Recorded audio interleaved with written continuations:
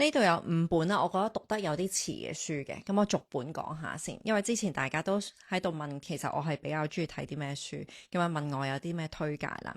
咁呢一本咧，我諗都真係好舊噶啦，就係How to Win Friends and Influence People。呢一個都差不多100年歷史啦，差不多100年歷史。咁佢入邊其實係講好多一啲人與人之間溝通嘅技巧咁樣啦。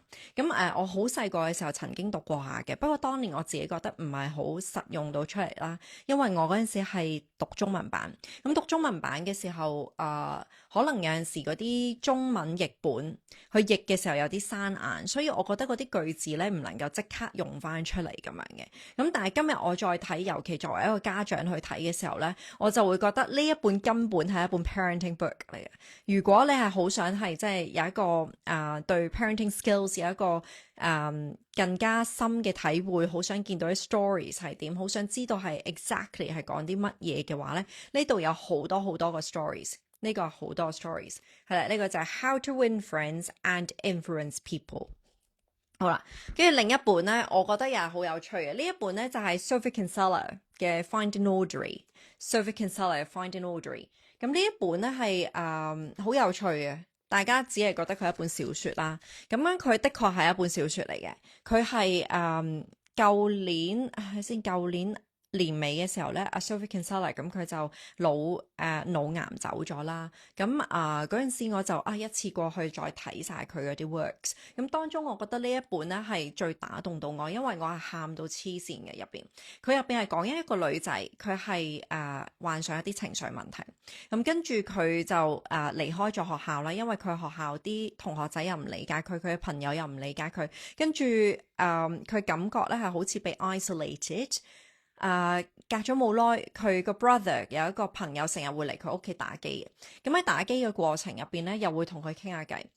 咁其實嗰陣時咧，佢係你見得到咧，佢係會帶黑超，因為佢係嗰啲情緒 overwhelm 得好緊要，咁樣佢係經常性係需要係收埋自己啦、戴帽啦、笠晒頭啦，同埋戴眼鏡咁先可以出到街一陣咁多。咁但係因為呢一個嘅男仔佢識得用好多即係我哋今日會喺嗰啲 parenting book 入邊見得到嘅 positive parenting 嘅句子咧，係令到佢 feel heard、feel seen and feel understood。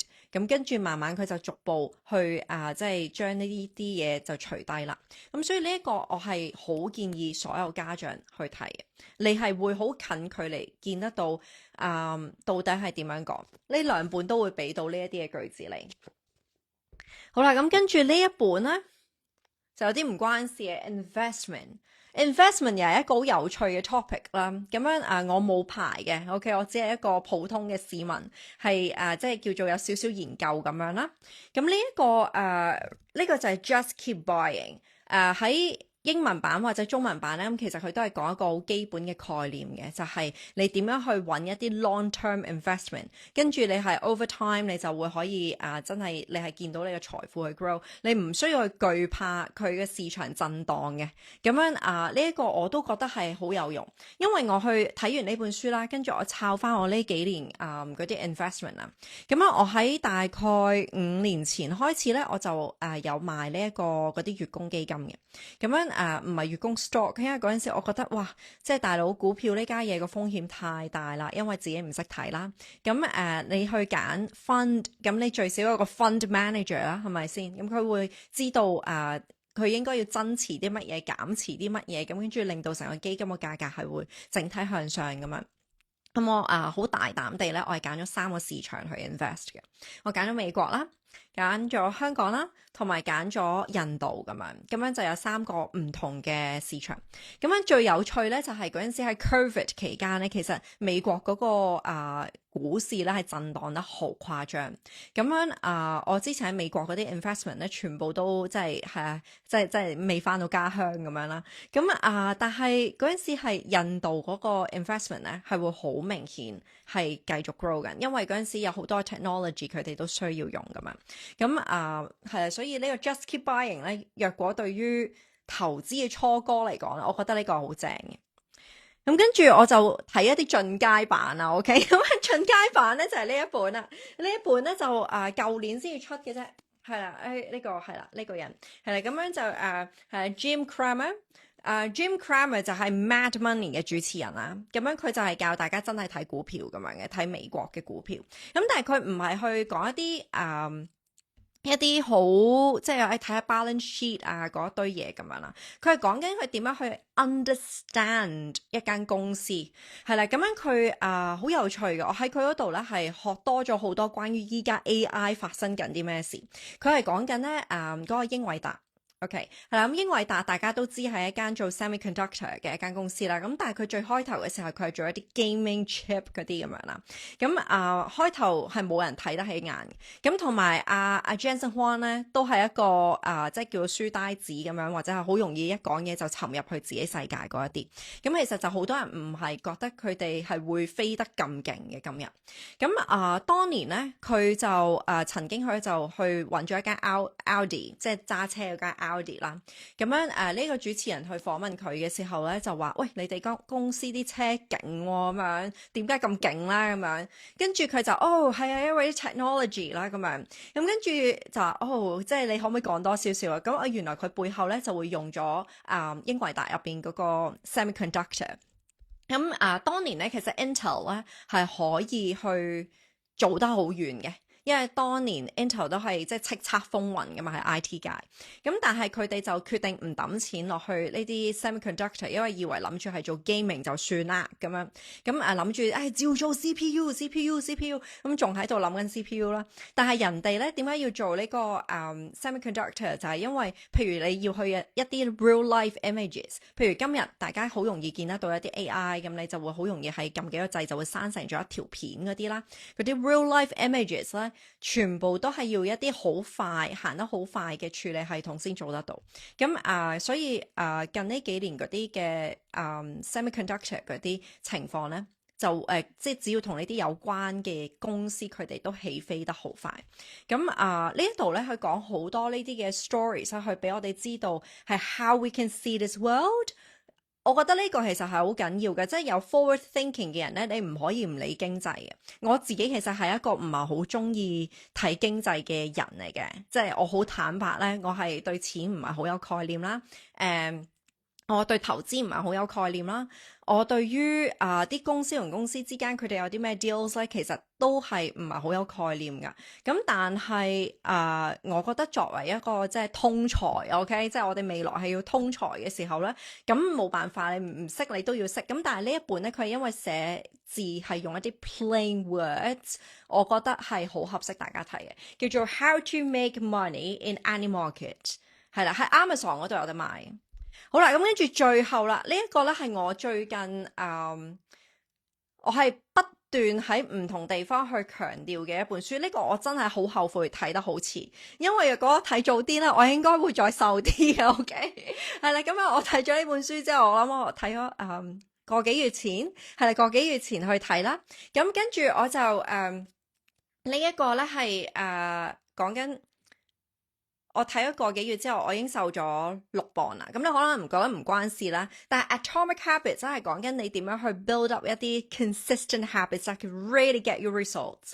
係啦，OK， 我可以之後有 replay，it's not a problem，it's not a problem。係啦，咁樣Atomic Habits 佢講緊嘅就係當你每一日進步1%。你1年之後咧，你就已經係37 times better。佢入邊講咗一個 story，我覺得好有趣嘅，就係講英國咁佢哋咧就揸嗰啲踩單車好勁啦，係咪？咁但係點解佢哋係可以咁即係所向披靡咁樣？咁真係叱咤風雲，攞晒所有嘅即係Olympic 嘅金獎金牌，同埋係甚至係打破咗世界紀錄咧，就係因為佢哋好多年前佢哋個團隊就已經喺度諗啦，我哋踩單車。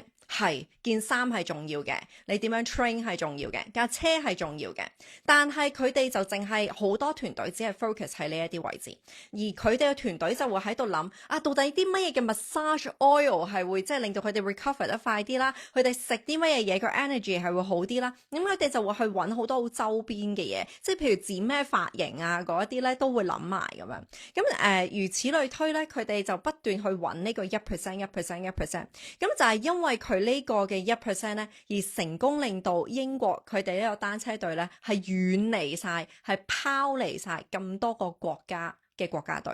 咁佢呢個係一個好 powerful story 啦。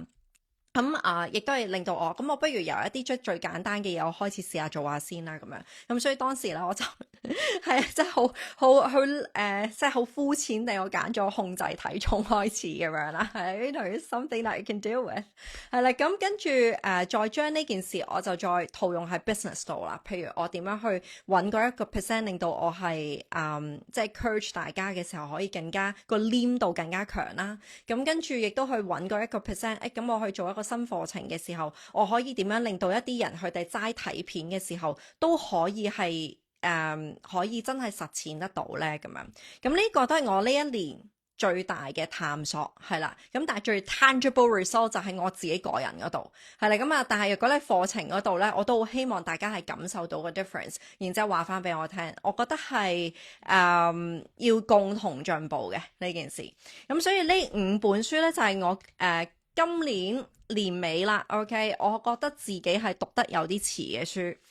如果你係冇讀過嘅話，馬上讀 ，OK， 馬上讀。係啦，咁我再介紹多次啦。呢個你行落去書局應該有 Just Keep Buying。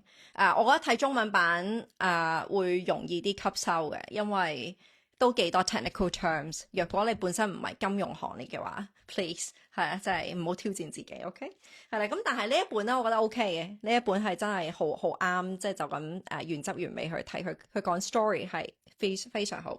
係 How to Make Money in Any Market。係啦，咁呢個就係Jim Cramer。另外就係 Atomic Habits。係啦，咁James Clear 佢係有自己嘅，即係佢你可以 join 佢 mailing list，咁跟住你就可以得到佢一啲嘅 newsletter。佢係好勤力寫嘢嘅人嚟嘅。咁跟住就係呢個啦，成100年歷史嘅嘢啦。OK， 係 How to Win Friends and Influence People。係啦，咁Dale 咧。Dale 佢寫嘅書係好易入口嘅，即係全部都係講緊係透過 stories 去話俾你聽嘅 lessons 喺邊。咁跟住最尾啦，呢一個就俾 parents 一定要睇 ，Trust me, you will thank me later。